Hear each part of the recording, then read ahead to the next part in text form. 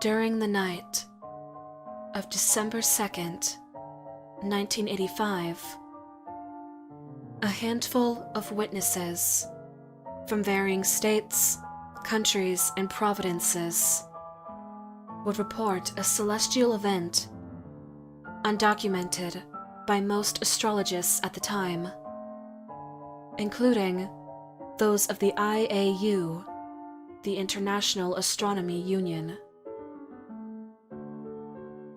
Many who reported on the event falsely claimed it to be a sighting of Halley's Comet, which was predicted to pass the Earth in 1986. While sightings of Halley's Comet did occur sometime 2 months later, that particular meteor would not be in its perihelion stage, the stage where the comet is closest to the Sun, until February, making the event highly unlikely to be Halley's. Furthermore, cited reports suggested that the celestial body dove towards the Earth at a steep angle with an estimated trajectory directed at somewhere in northern Canada, something that Halley's Comet has never done, given its documentation dating back to 240 BC and an upcoming visit in 2062. While many cite the 1758 apparition of Halley's Comet on Christmas Day as a logical explanation as to the December 1985 sighting, others have concluded these claims to be inaccurate, citing the logic as misleading. Other theories as to the celestial being's identity cite anything from meteorites to UFOs, with some explanations being logical and others being downright science fiction. According to an obscure, regionally based newspaper from the territory of Nunavut, Canada, one eyewitness offered a rather unorthodox explanation. Upon entering a clearing in the middle of the boreal forest in northern Canada, 58-year-old Nunavut resident and local hunter Arthur Christie noticed a crater in the earth, which he claimed was created by the formerly overhead celestial object, which he assumed to be Halley's Comet. After approaching the crater, the hunter noticed a rather large deer amidst the smoldering hole. The deer, with large antlers and wide glassy eyes, was seemingly unharmed despite the surrounding crater. After a short deliberation, Christie decided to mercifully shoot the animal, both to collect a bounty and also to avoid any painful injury it might have sustained while attempting to flee the steep crater. Rather than using the beast for venison or skinning it for buckskin, Christie chose to taxidermy the animal, mounting its head on the wall in his basement. The hunter remarked that the deer was unlike any critter he had ever seen, and he had seen a lot of them. According to Christie, The deer was extremely difficult to gut, as its skin was like rubber. Unlike most of the deer he had killed in the past, this deer, which he nicknamed Hallie, felt inorganic to the touch, as if it wasn't an actual deer at all.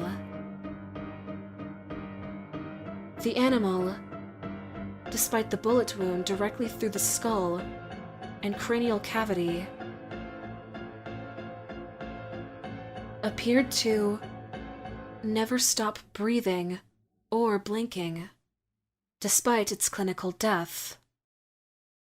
Yet, regardless of the strangeness of the animal's biology, Christie noted that, upon opening up the buck, its features were normal-looking, as if anatomically correct. 2 hours after mounting the animal's head on the wall in his basement, Christie reported a low, whirring sound emitting from the static head. The sound, which perpetually lasted for weeks according to Christie, sounded like a high-pitched microwave. Despite routinely checking the head, Christie never found a source of the sound, resorting to constantly shutting the basement door in order to sleep, both to dampen the sound and to close off the still blinking head, which he claimed was watching him.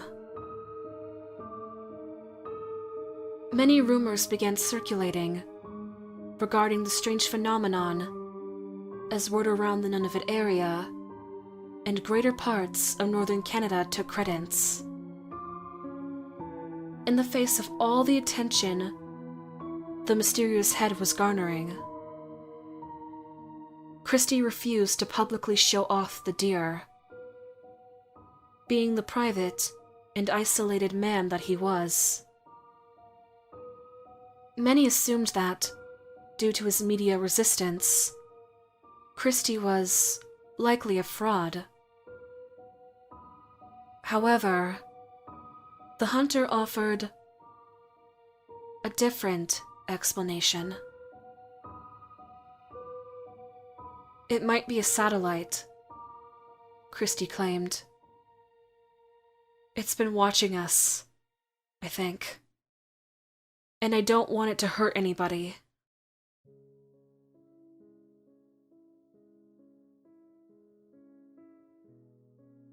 Christie reportedly locked the basement to his home in Iqaluit. When asked about where he supposed the deer-shaped satellite originated, Christie shrugged. I think someone or something smarter than us made Hallie. Why? Hell, I wish I knew. Many who heard about it at the time began relating the story of the space-bound deer to the Christmas celebration, given the convenient timing of the incident. Using the 1823 book, The Night Before Christmas, as a source of inspiration, the rather off-color comparison sparked the nickname Comet to be exchanged for Hallie, alluding to a name given to one of Santa's legendary reindeer. though the interest in Comet only grew in the small town of Iqaluit and the greater Nunavut area.